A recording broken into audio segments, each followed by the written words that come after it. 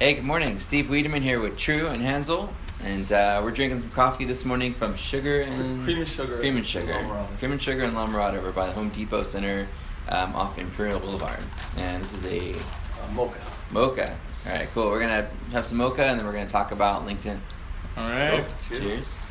Cheers. Cappuccino, Java Jive, Mocha Latte, Java Jive. I love coffee, I love tea. I love the Java Jive and it loves me. Man, I'm on this health kick. You get me this super sweet mocha, sugary. Cream and Sugar, aptly named. I haven't had any sugar at all like in the last week, so I'm gonna be super high on It's sugar. cream and sugar. That is what it is.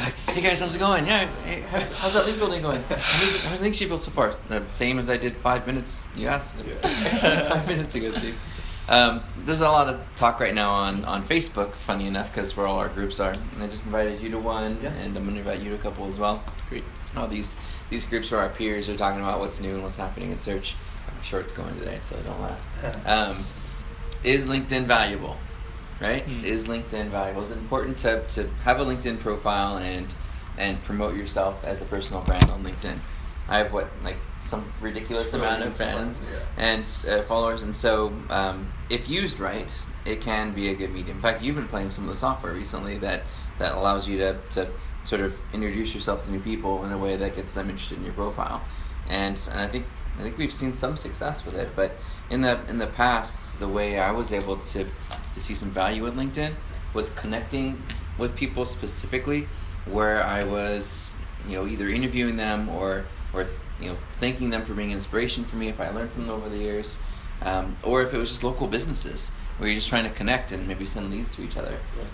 If I had to do the math, because LinkedIn's been a big part of what I've been doing since 2008 or so in the social space, I would say we probably generated at least a couple $1 million in clients over the last decade from LinkedIn, because it isn't really a personal social network like Facebook. Right, we use Facebook for two things. One, to share personal rants and journal stuff, right?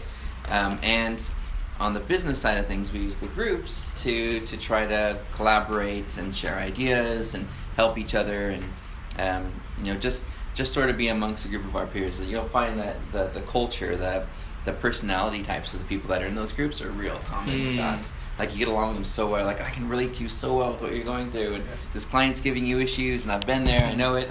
So it's a really great place to have a community and share ideas. But LinkedIn, on the other hand, when you're in a LinkedIn group, it's really focused around business, right? Does anyone need help with such and such? Hey, I got this new thing that we discovered. Would anyone like a copy of it? One of my peers just blasted, they got over almost 1 million views of an article that he published on LinkedIn. Wow. So it was That's crazy. impressive. Yeah, it was really crazy. Brian Wallace. Look for Brian Wallace and some of the infographics he's done. Super impressive. Quick comment on that is Gary Vaynerchuk. Some of you guys probably know who that is. He's got something interesting that he pushes all the time, which is sort of that jab, jab, jab hook. And that concept is, as you reach out, exactly. So you give, you add value, and then after you've added enough value, as you're reaching out to these people on LinkedIn, you're just there to help. You're there, you're present, you're willing, and then at some stage you can hook, you can take, you can ask for things back. But it's definitely, you want to lead with that value add proposition as you go and you make new connections there on LinkedIn. We did that recently with a fashion blogger. A friend reached out and said, "Can you help my friend? She lost her analytics." Right? Oh, wow. Remember that? Shoot, yeah, that's right. I do remember So that. we jumped in and tried to provide some value, helped her out, and she left us reviews on Yelp, on Google+, I don't remember where else, just everywhere, Facebook, So that was really cool. So the value of that is having somewhat of a name and, in the blogging space to say some nice things about us, which we can put on our collateral, we can feature it on the homepage, under our call to actions, we can have a little quote, and put her picture there and stuff. So there's definitely some value in doing that. Absolutely. We got to refer her to, a little bit of business from someone that helps us out from time to time. We were able to make that referral. So, LinkedIn does a really good job with SEO. If you look for anyone's name, if they have a LinkedIn profile and they've used it, generally LinkedIn's right at the top for that person's how do they name. do that? Do you know? I was interviewed back in 2007. And it was a similar company, but it was more of a social network. Like, how do we get more people to our site? And I'm like, have a gated version and a non-gated version. Gated version means I'm not letting search engines or users into the site. And have the non-gated version where you publish the person's name, a little bit of non-personal information about them, and then you optimize your title and description to contain that person's name.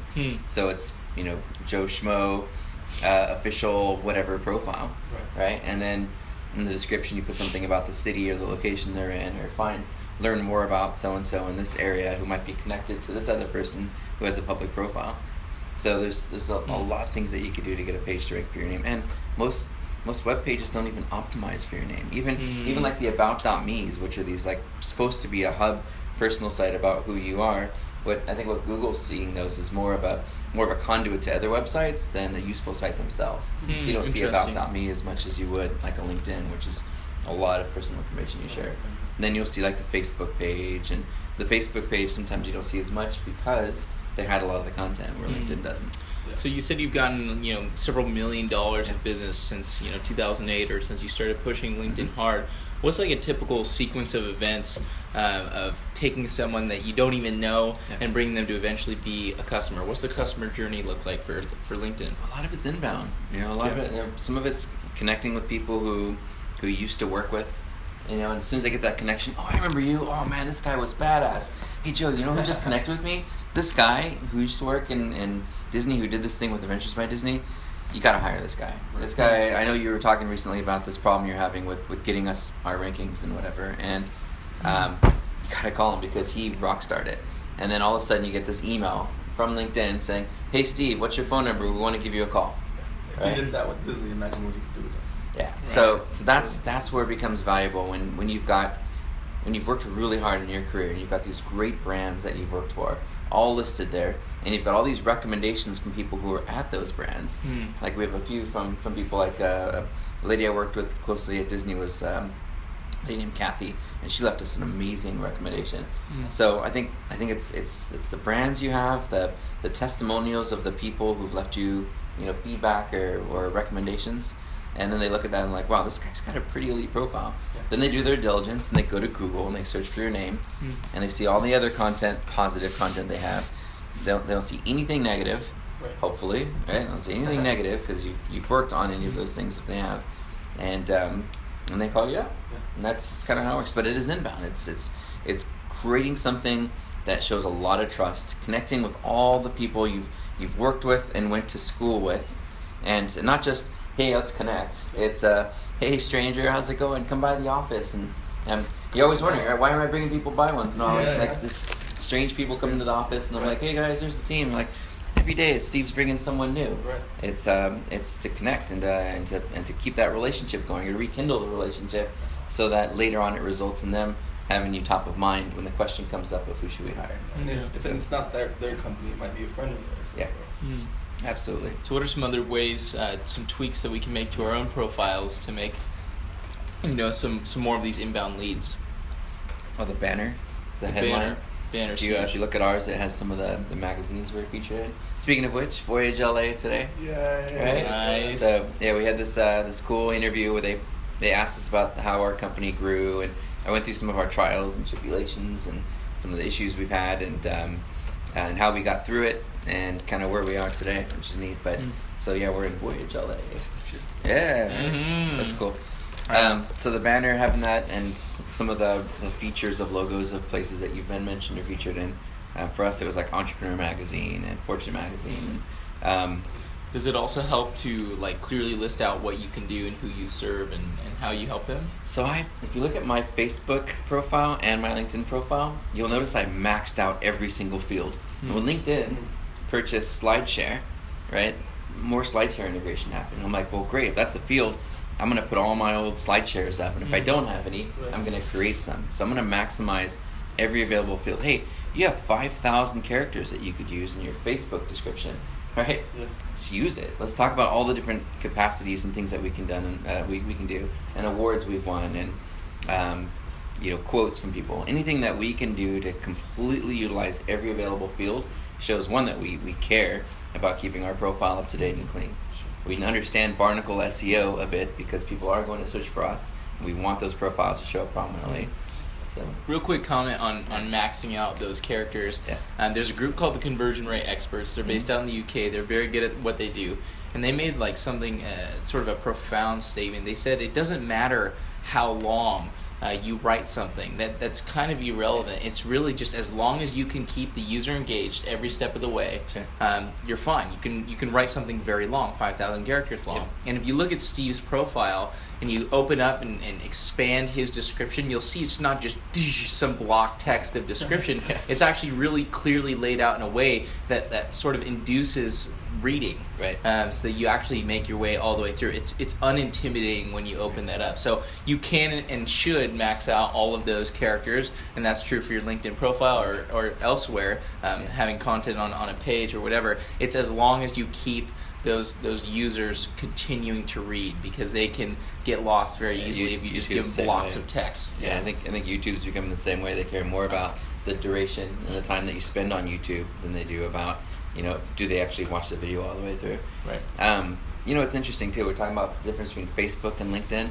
I think in Facebook, you write about your interests and you tag the things that are really kind of personal to you. Right. Like I love travel. I love fictional history. In LinkedIn, on the other hand, I wouldn't put those things. I wouldn't write about, hi, I'm Steve Wiideman. I was the search engine optimization expert for these corporations and enterprises. I wouldn't add in, and I love to play with my kids and go to here and events, and I like this kind of music. People on LinkedIn really don't care.